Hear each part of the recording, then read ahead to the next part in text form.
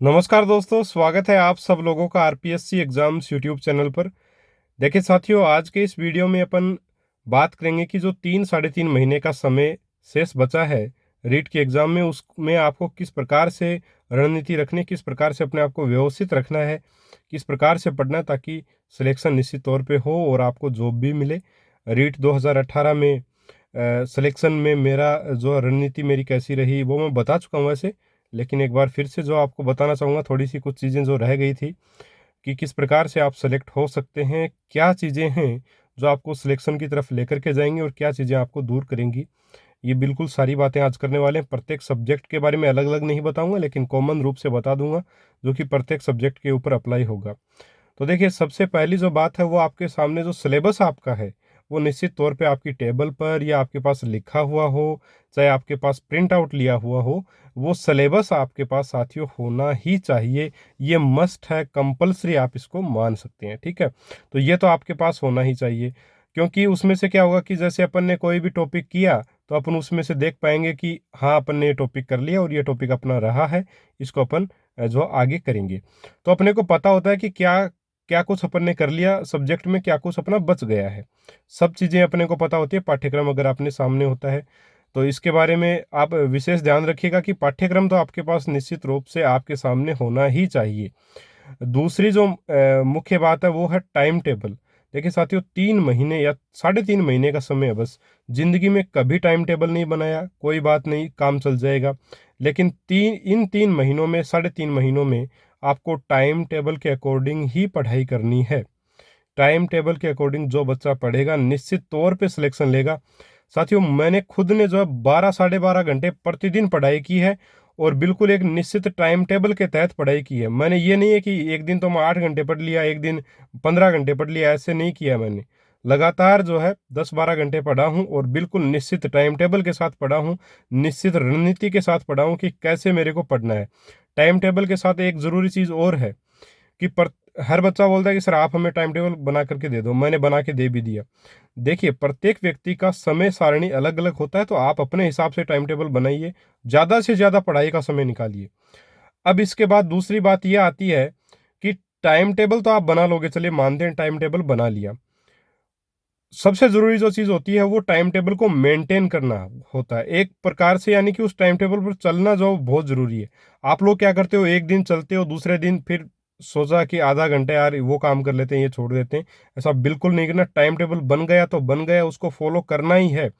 3 साढ़े 3 महीने बंद हो जाओ कमरे में, चाहे कुछ भी करो, निश्चित सफलता तभी मिलेगी जब आप मेहनत करोगे। क्योंकि ऐसा बहुत सारे बच्चे हैं ऐसे जो ऐसा कार्य कर रहे हैं। मैंने खुद ने किया है, सफलता मिली मुझे, आपको भी मिलेगी अगर आप लोग ऐसा करोगे। दूसरी बात ये देखिए साथियों, प्रत्येक दिन प्रत्येक सब्जेक्ट को पढ़ना बिल्कुल आवश्यक है।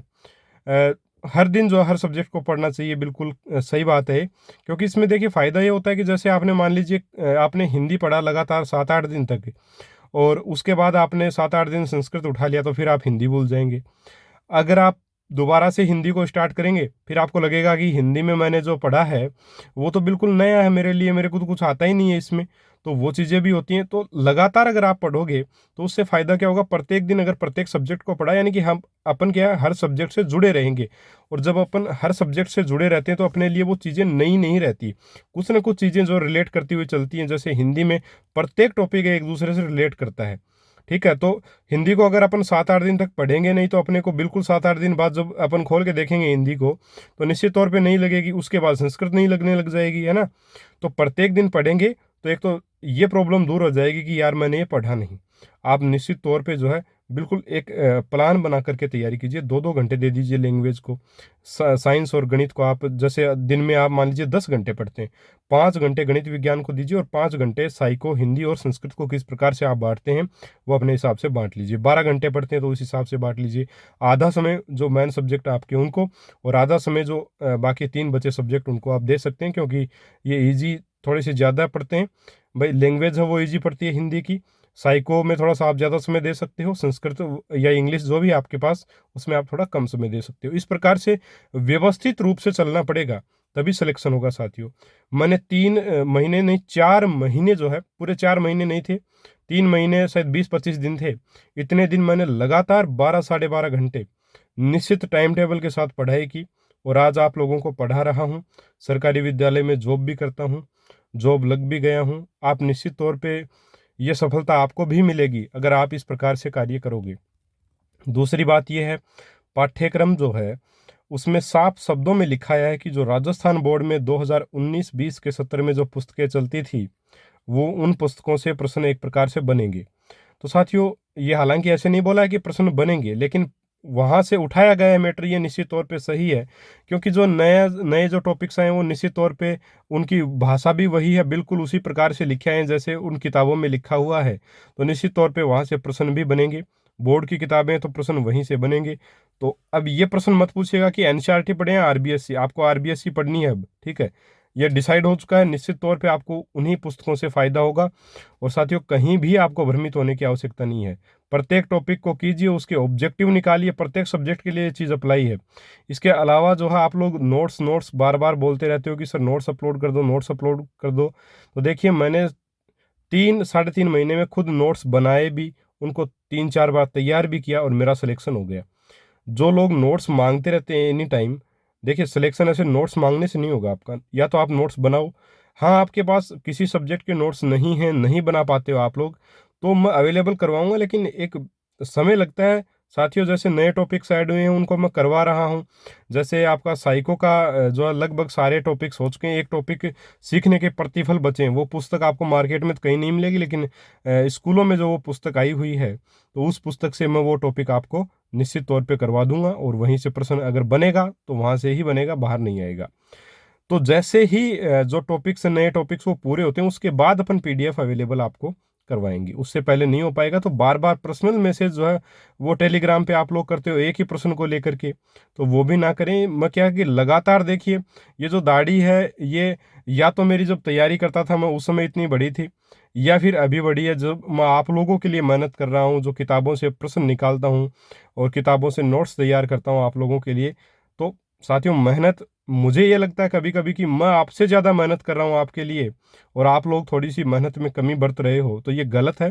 देखिए, आपको लगातार 3 महीने बिल्कुल सटीक तैयारी आपको करनी है। 3 महीने अगर आप 3 साढ़े 3 महीने अगर आप अपने आप को व्यवस्थित नहीं कर पाए साथियों, तो आपको नौकरी नहीं मिलेगी। इसमें कहने में मुझे कोई शर्म की बात नहीं है इसमें कि नौकरी बिल्कुल नहीं मिलेगी अगर आपने 3 महीने टाइम टेबल को फॉलो नहीं किया। अरे साथियों, जिंदगी का सवाल है, क्यों नहीं कर सकते आप लोग? बिल्कुल निश्चित तौर पे कर सकते हो। 3 महीने टाइम टेबल फॉलो करना है। निश्चित कर लीजिए कि ये सब्जेक्ट मेरे को इतने बजे से इतने बजे तक पढ़ना ही है, चाहे कुछ भी हो जाए, तो निश्चित तौर पे सिलेक्शन होगा। दूसरी बात ये है कि आप जो यूट्यूब के वीडियोस देखते हो, चाहे मेरे वीडियोस है किसी के वीडियोस हो, उसको आप पढ़ाई के समय में काउंट एक प्रकार से अगर करते हैं तो थोड़ा बहुत कर सकते हैं। जैसे सब्जेक्ट वाला मैटर अपन पढ़े तो कर सकते हैं, लेकिन अगर आप पेपर सोल्व करते हो, तो क्या आप पेपर सोल्व कर मतलब खाना बनाते वगैरह महिलाएं जो हैं वो, या लड़कियां जो हैं वो, क्या खाना बनाते समय नहीं कर सकती? मतलब पेपर सोल्व आप कर सकते हो भाई, कानों में ईयरफोन डाल करके आप सुन सकते हो, रिवीजन आप कर सकते हो, झाड़ू लगाते हुए भी आप लोग कर सकते हो। आप लोग काफ़ी बहुत सारे अन्य क्रियाएं भी करते हुए आप लोग कार्य जो वो पढ़ाई का कार्य कर सकते हैं। किसी प्रकार की समस्या नहीं। खाना खाते समय आप लोग जो है पेपर सोल्व कर सकते हो। तो अपने आप को पढ़ाई से इतना आपको जोड़ देना है कि बिल्कुल एकदम आपको जॉब लगना ही है, ये लगन आप में होनी चाहिए, तभी आपको निश्चित तौर पे नौकरी मिलेगी। ठीक है साथियों, और पढ़ाई को एक पढ़ाई की तरह आपको करना है, डेडिकेशन के साथ करना है, तभी सिलेक्शन होता है। ऐसे आप अगर सोचोगे कि मैं 8 7 दिन तक एक विषय को तैयार कर लूँ, अगले 8 7 दिन तक दूसरे विषय को तैयार कर लूँ, तो इसमें समस्याएं आएंगी। सब्जेक्ट्स को भूलते जाओगे, डीमोटिवेट हो जाओगे कि मुझे यार कुछ आता नहीं है। तो ऐसी समस्याएं ना आए, इसके लिए एक टाइम टेबल, निश्चित टाइम टेबल होना चाहिए और उसके अनुसार आपको चलना चाहिए। साथ ही प्रत्येक सब्जेक्ट को हर दिन आपको पढ़ना चाहिए। राजस्थान बोर्ड्स की बुक्स जो हैं उनके ऊपर कॉन्फिडेंस रखिए। सारा मैटर पढ़ाया हुआ मेरा वो पढ़ लीजिए आप। देखिए, मैं जिस मैटर से सिलेक्ट हुआ हूँ वो का वो मैटर सारा का सारा मैंने फ्री में उतार दिया आप लोगों के लिए। वो मैंने क्यों किया है? वो मैंने इसलिए किया है क्योंकि आप लोगों को किसी प्रकार की समस्या ना आए। भाई, मैंने सिलेक्शन जिस मैटर से लिया वो मैंने आपको करवा दिया है। अब आप लोग पूछते हो क्या सर ये काफ़ी है, क्या इसमें से आ जाएगा, क्या अगर नहीं आया तो? अरे साथियों, मैं भी तो सिलेक्ट हुआ हूँ इसी मैटर को पढ़ करके। अभी जो नए टॉपिक्स आए हैं वो मैं उन्हीं बुक्स में से आपको करवा रहा हूँ। साइंस में स्टार्ट कर रखे हैं, साइको के लगभग करवा दिए हैं, और बाकी सब्जेक्ट्स के भी करवाएंगे। तो सारा मैटर पिछली बार भी वहीं से नोट्स में से आया था, तो इस बार कहाँ से आएगा? वहीं से आएगा। पढ़िए आप, निश्चित तौर पे निश्चिंत रह के पढ़िए, लेकिन पढ़िए एक निश्चित टाइम टेबल से व्यवस्थित होकर के, और एक प्रत्येक दिन प्रत्येक सब्जेक्ट को पढ़ करके आप पढ़िए, सिलेक्शन हो जाएगा। अगर नहीं पढ़े और अगर सोचते ही रह गए तो फिर सोचते ही रह जाओगे। वो स्वली चिंतन वाली बात है। स्वली चिंतन में क्या करता है व्यक्ति की, पढ़ते समय ही सोचता है कि मैं बड़ा होकर के ये बनूंगा, सुंदर बीवी मेरे पास होगी, गाड़ी मेरे पास होगी, लेकिन वो सोचता रहता है। इस प्रकार के चिंतन की समस्या ये, इसमें से कोई समस्या का समाधान नहीं निकलता इसमें से, है ना। तो ऐसे स्वली चिंतन में नहीं रहना, आपको आपको करके दिखाना पड़ेगा। और मेहनत जो करेगा, साथियों मैं यूट्यूब पे वीडियोस देखता था, उसमें अजय चौधरी जी के, आप मेरे वीडियोस देख सकते हो, आपको निश्चित तौर पे सफलता मिलेगी, ये गारंटी है मेरी। और आप, क्योंकि सिलेक्शन, जो जिस मैटर ने मुझे सिलेक्शन दिया है वो मैटर मैंने आपको दिया है, ठीक है। इसमें से कुछ भी ऐसा नहीं है जो आपको गलत लगेगा। दूसरी बात, फालतू की बात बिल्कुल यहाँ पे नहीं होगी साथियों आपके लिए। और साइंस वालों के लिए मैं जो मॉडल पेपर लेकर के आऊँगा, वो जो नया पाठ्यक्रम है उसके ऊपर आधारित होंगे। 30 के 30 प्रश्न हमारे प्रत्येक मॉडल पेपर बिल्कुल परीक्षा पैटर्न के हिसाब से होता है। वो इसलिए मैं करता हूँ क्योंकि आप लोग मॉडल पेपर मेरे देखोगे और परीक्षा पैटर्न के हिसाब से अगर वो मॉडल पेपर नहीं हुआ तो फिर आपका समय बर्बाद हो गया। प्रश्न तो आप और कहीं से भी कर लोगे।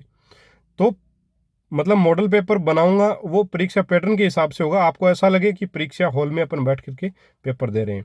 तो यही मेरे जो है एक प्रकार से मैं आपको बताना चाहता हूँ कि उसी व्यक्ति को चुनिए यूट्यूब पर भी जो आपको सही दिशा में लेकर के जाए, भ्रमित ना करे। तो आप एक प्रकार से सीधी सीधी अगर मैं बातें अगर आपको बताऊं, और सभी बातें सीधी मैंने बोली हैं वैसे, लेकिन फिर भी एक बार रिवीजन कर देता हूं, रिवाइज कर देता हूं, क्योंकि रिवीजन करना ज़रूरी होता है। और एक बात हाँ रिवीजन वाली भी, कि रिवीजन भी आप जो है वो ज़रूर से ज़रूर प्रत्येक दिन या 2-3 दिन में आप जो कुछ भी आपने पढ़ा उसका रिवीजन ज़रूर करें। इसके अलावा बताना चाहूँ कि एक तो मैंने आपको ये बात बताई कि सिलेबस आपके सामने होना चाहिए, आंखों के सामने। दूसरी बात आपको मैंने ये बताई कि आपका टाइम टेबल होना चाहिए। तीसरी बात ये कि प्रत्येक दिन प्रत्येक सब्जेक्ट को पढ़िए, और एक टॉपिक होने के बाद उसके ऑब्जेक्टिव भी कीजिए। इसके बाद एक जो बात बताई है मैंने, वो बताई है रिवीजन की। चाहे 2 दिन में करो, चाहे 6 दिन में करो, चाहे 3 दिन में एक बार रिवीजन कम से कम आवश्यक रूप से किया जाना चाहिए। सफलता निश्चित तौर पे आपके कदम चूमेगी। अगर आपने ऐसा नहीं किया तो नहीं चूमेगी। या आज ही बोल देता हूँ, सिलेक्शन का ख्वाब बिल्कुल मत देखना, स्वली चिंतन में ही रह जाओगे, सोचते ही रह जाओगे। जॉब लगने वाले लग करके चले जाएंगे आगे, है ना। पढ़ाने के लिए आप लोग रह जाओगे अगर आप लोगों ने स्वली चिंतन को नहीं छोड़ा और पढ़ाई अगर नहीं की, तो ऐसा ही होगा। टाइम टेबल को अपनाइए साथियों। 3 महीने 3.5 महीने से ज़िंदगी बन सकती है। तो क्या 3 महीने अपन लोग डेडिकेट होके पढ़ नहीं सकते? क्या अपन अपने माता पिता के लिए नहीं पढ़ सकते? बिल्कुल पढ़ सकते हैं, अपन कर सकते हैं और करेंगे, और नौकरी लग कर दिखाएंगे। ठीक है साथियों, मिलेंगे अपन अगले वीडियो में एक और शानदार मैसेज के साथ। तब तक के लिए जय हिंद, जय भारत, नमस्कार।